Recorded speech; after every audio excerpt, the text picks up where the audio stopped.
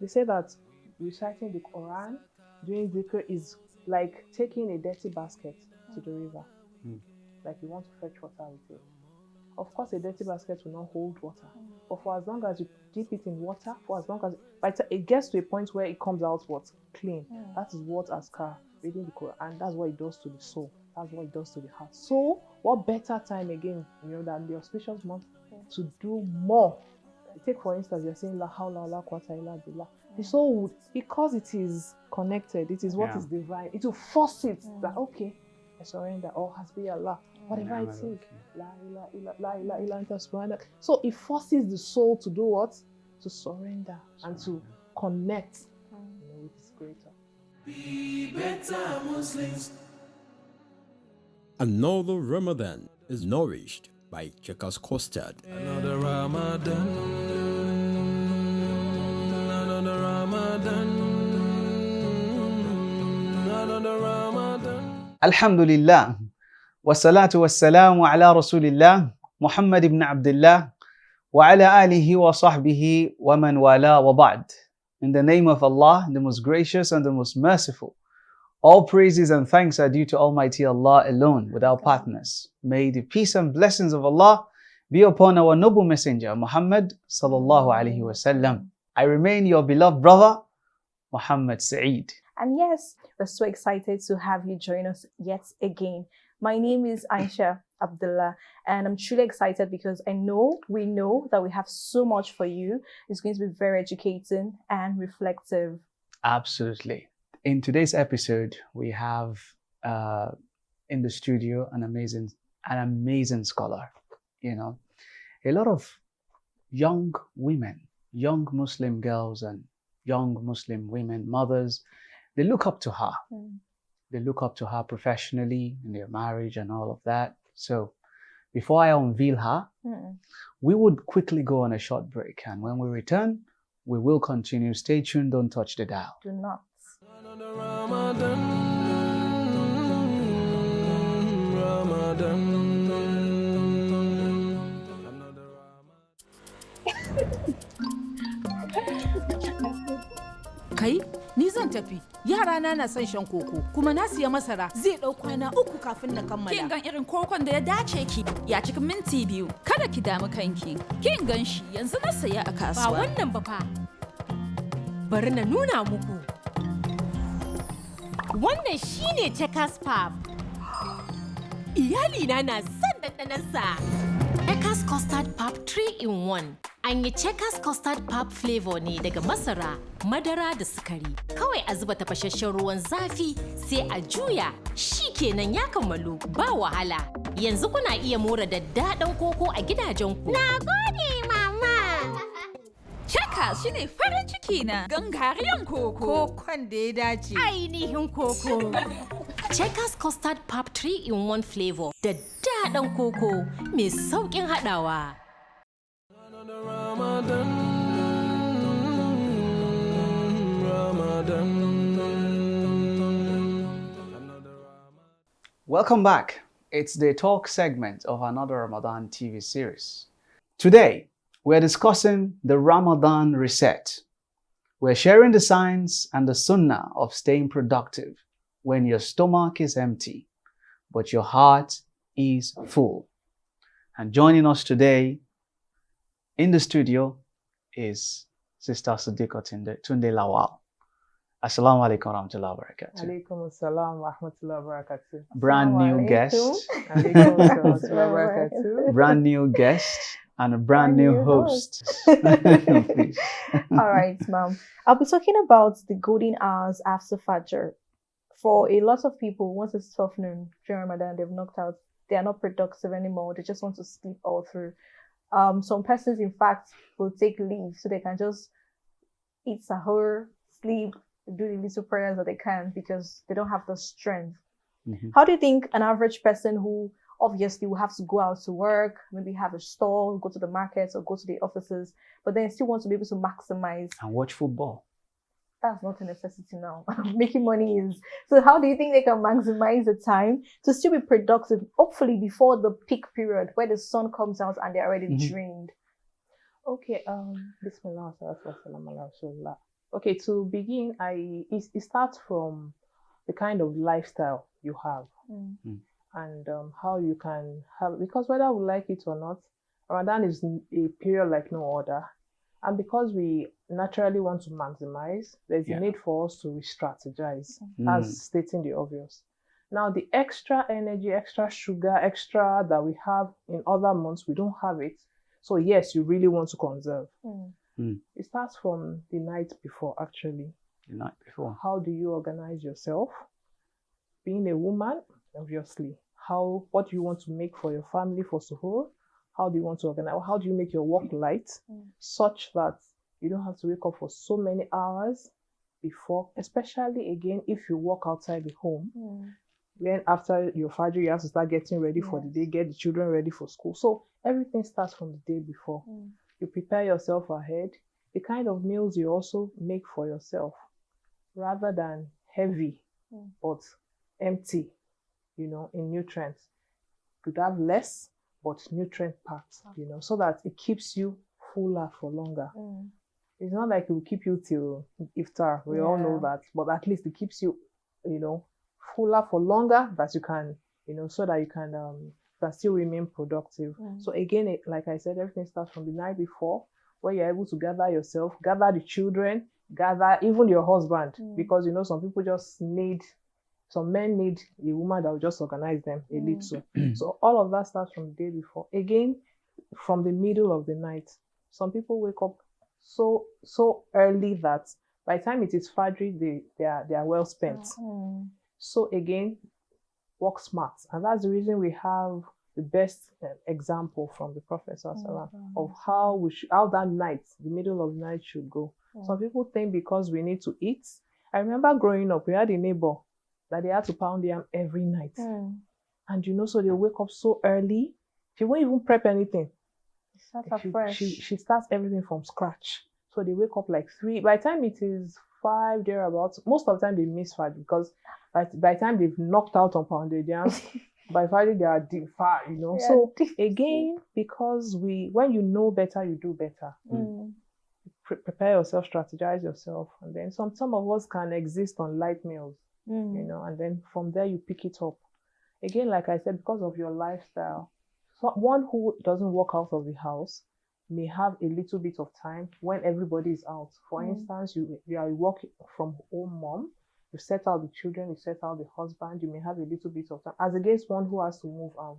So all of this, works hand in hand. Depends on how you prepare from the night before, and even before the month started. A lot of people who are smart prepare long before Ramadan starts. So they have a lot of things in place for themselves already to make things easier.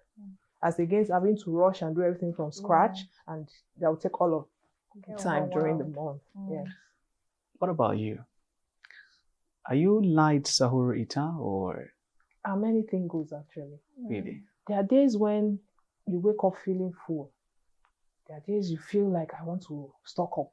So anything goes for me, really. Growing up, my father, eats light. So we're used to a mixture of both. My father he doesn't stress anyone, but because my mother wanted us to get used to, we are the children, she used to make. So this minute I could drink milk, drink pap, whatever. Next minute I'm eating semo or amela. So anything light meal, anything goes really for me. And there are days I'll just take biscuit and I'm good. And you're good. So anything goes, really.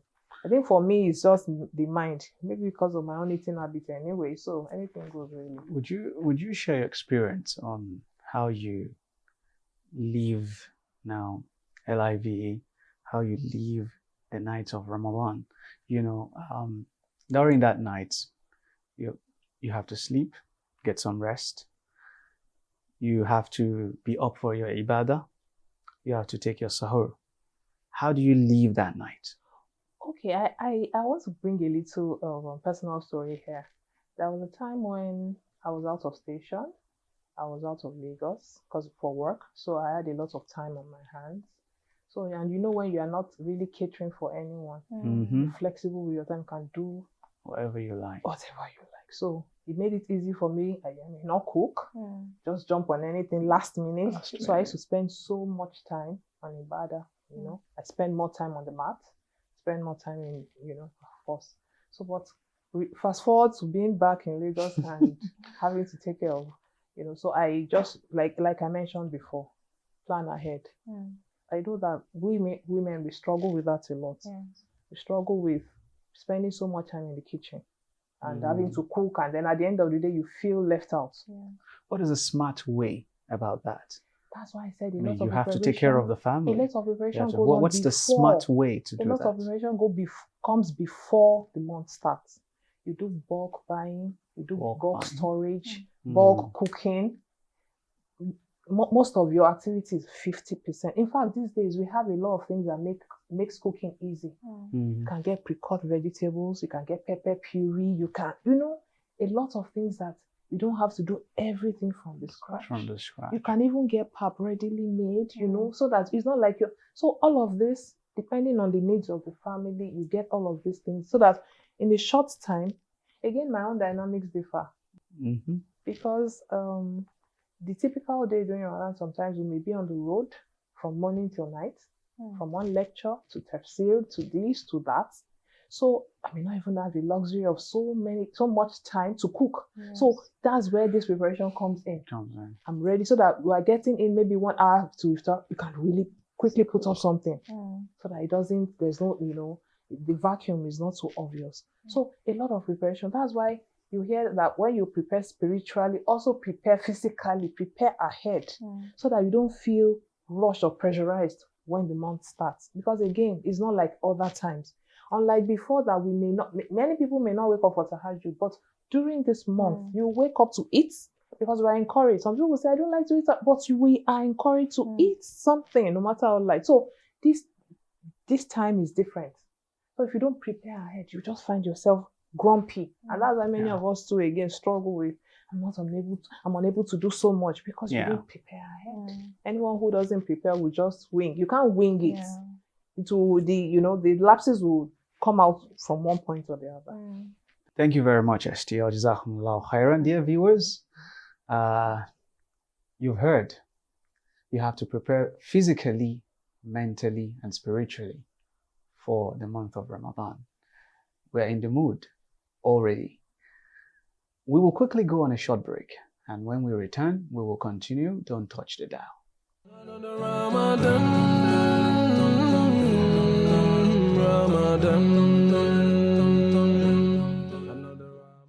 What are those things that you prepare your mind, your body, and how do you prepare for Ramadan generally? Okay, my preparation for Ramadan, I went to hospital to confirm my health, my system general, sir, and doctor let me know that I'm fit to pursue Ramadan. So that's basically how you prepare for Ramadan. You don't buy food stuff. No, in terms of food, I have to do. I don't have the number I have to now. I buy food, I buy fruits, tea, everything that make me survive the Ramadan. I get it ready. Preparing for Ramadan is quite simple, but that's instead of before Ramadan you could have start preparing by like fasting before. Though it's not right to be like fasting like maybe 3 days before Ramadan, but then when you are fasting consistently like before the Ramadan comes, so when Ramadan later comes, it should just be like as if like a normal day. So that's how you prepare for Ramadan. And you are preparing your iman at the same time. So last year I planned my Ramadan, but I'm not able to fulfill my plan for Ramadan last year. So this year, inshallah, I've planned my Ramadan, like my list and my dua list. We do have dua lists too. So I plan it, and inshallah, I'll be praying to Allah to align it. I need you to tell me one thing that you're going to reset during this Ramadan. One thing that you're going to reset during this Ramadan. Okay, I think it will be that, everybody believes Ramadan is the month of the Quran. And when it's not the time of Ramadan, we tend to we won't carry the Quran every day. If at all you are carrying the Quran, maybe you that are doing your tahfiz. But people that, you're just doing your muraja, you tend to carry it once in a while. So the thing is, I would do my tilawa even when it is not the month of Ramadan. So I would try to work towards during this Ramadan. I know, during Ramadan I'm doing my tilawa every day. So I would not let the habit die within me during Ramadan. So I would continue it after Ramadan. Yeah. Okay, so this Ramadan, planning to be more active in my tahajjud. And also, I would like to, there's this challenge I do on social media to like recite Quran daily to my audience. So I would recite Quran and allow them guess the verse of the surah. So anybody that gets it, I like give them like airtime or something. So I want to continue that this Ramadan. I also want to try to like to give charity daily. So that's something I want to be actively doing this Ramadan. And generally, what are you reciting this Ramadan? This Ramadan, I think, first of all, let me say, I pray my heart first by improving my duas. Then my prayers, I'll be adding more nafila and tajud. So I think last year I didn't do more of tajud than nafila. So, but this year, inshallah, I'll be reading the Quran, more of reading the Quran, nafila and tajud. More, mashallah. Last year, I said I was going to finish. Like, I've never even finished the whole Quran, but inshallah this year, I'm going to try very hard. Even though I'm in school, so I will try to like finish the Quran this year. This Ramadan, I don't really have any specific things I did not do I want to do, but I just think that I will try and complete my fast this one. I won't lie, because last one I did not complete it. I don't know, because I don't know why. Happened? Is it normal or? That time, waking up around that morning, I don't really have that straight. Once I set the alarm rang like this, I'll be like, God forgive us. So what are the things you do in the Ramadan that gives you more reward? That's the tilawat al Quran, that's recitation of the Holy Quran, sadaqah, that's charity, giving out, and consistent prayer, and moving close to Allah. Yeah. Okay, I plan, especially on Quran. I mean Quran to read, because I planned last year to read like finish 2 Quran, but I was not able to. I finished 1.5. Let me see 1.5. I was not able to, but I'm planning to finish more than that. And something that I missed the last Ramadan, I was not able to achieve. I'm planning on achieving in this Ramadan. Okay, during Ramadan we do Tarawih, and we tilawa our Quran, and we do Sarun, or what do you call it? Yeah? So I think during Ramadan we are close to Allah more than people expected, because we do sadaqah at the same time. You reach out to your neighbors and you do dawah at the same time. And so people that doesn't understand Islam, you can talk to them that Islam is the religion of peace, Islam is good, so that we embrace Islam during the beauty of it, the way we portray it to people during Ramadan. When you give your neighbor milk, sugar, and you eat together, with the way you even dine together at 7 o'clock, people love it a lot. To make me get reward more in Ramadan time, during Ramadan, I used to read Quran very well. Time of Ramadan, in the midnight, I will come in the midnight, read Quran and pray. For me, myself, family, and Nigeria in general. And do sadaqats. Time of open the mouth at 7 o'clock, I buy fruit for people. In time of Sari, I call my people to come and eat if I have. Barakallah, Visa. Thank you so much.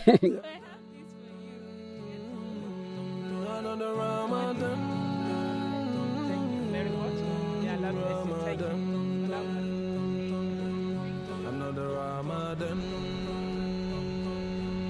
Another Ramadan. Another Ramadan.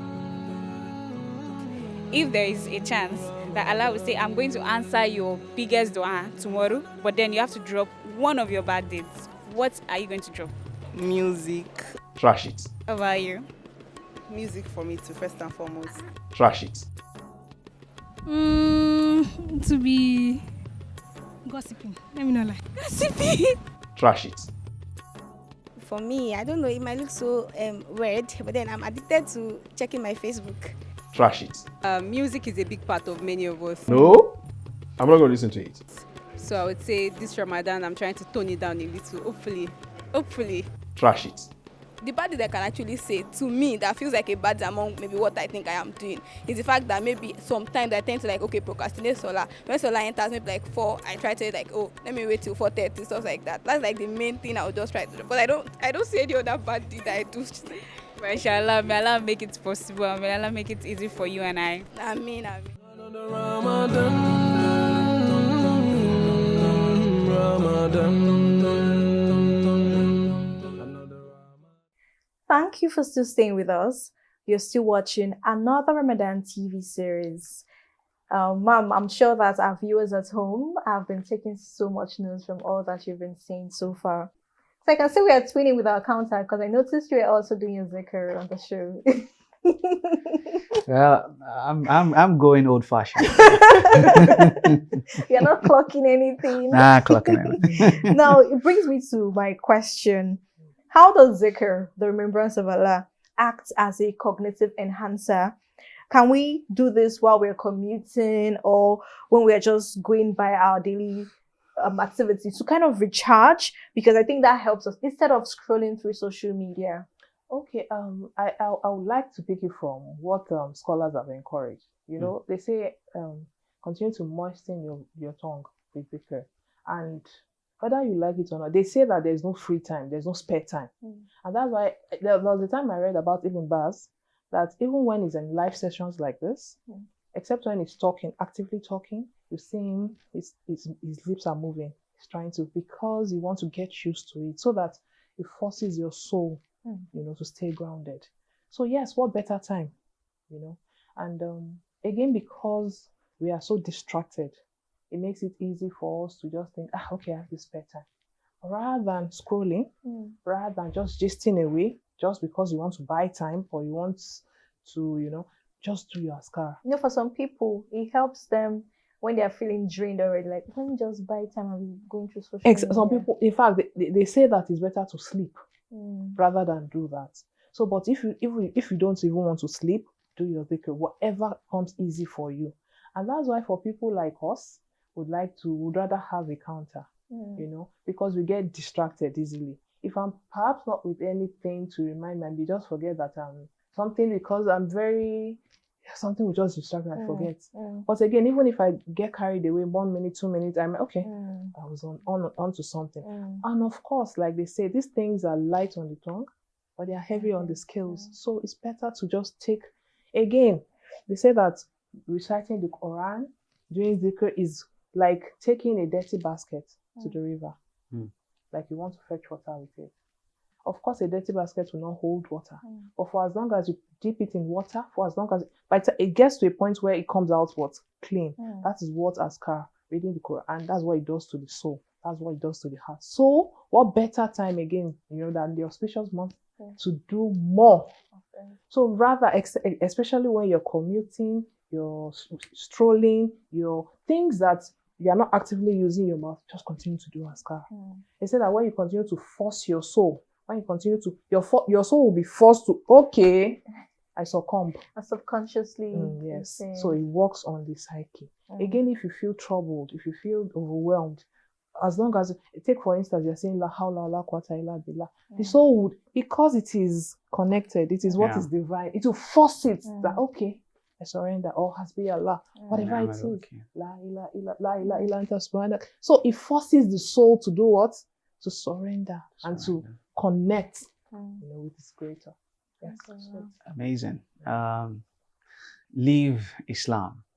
Live in Islam. May Allah subhanahu wa ta'ala make it easy for every one of us. Ramadan is a very special month. And it's a month that we all have to make use of, from the first day till the 29th or 30-day marathon. So it's a hustle for you and I. Marathon or sprint? Yeah. Sprint, actually. When you say marathon, it means you can rest. No, you can't rest. Take it from the especially for women. You know, we have the compulsory break in between. So take it from and maintain that tempo till the end. Really? Yes. All right. I've been corrected to have it as a sprint and not a marathon. So, dear viewers, what Ramadan are you looking forward to this year? Will it be better than your previous? Or you're just going to linger until the very end and you wonder, oh, let me catch up with what I have missed. But you can start now and have a better ending. Beloved sister, we really appreciate your time on the show. And it's been an amazing one, amazing session with you. We have a gift for you. These people have been with us. The Checkers. They've been with us since season 1, and they have not left us. You can have this. Yes. You know, for This your is sahur, already- for your iftar. You can even do what's that? Custard ice cream. Lots of things you can do with custard actually. Jazakallah khair. وإياكم فأنتم جزاكم الله خيرا. I hope and believe that you've been able to take so much from today's episode. Now, let us know where you're watching us from. We stream across TV stations pan Nigeria, and we can't wait to hear from you what you think about the show. Now, to catch up on this episode and previous ones, you can watch us and subscribe to our YouTube channel at Another Ramadan TV. And now on Instagram, you can follow us on Another Ramadan_TV, TikTok and Facebook at Another Ramadan TV series. On behalf of myself and the crew member, we say Assalamu alaikum wa rahmatullahi wa barakatuh. Another Ramadan is nourished by Checkers Custard. The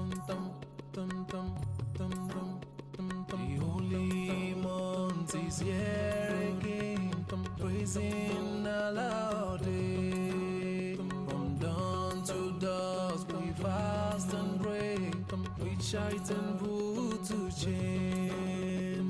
Bring out the lanterns, light up the dumps, we connect with the Quran. Do not even speak ill of your brothers and sisters, revive unforgotten sunnah. The Monday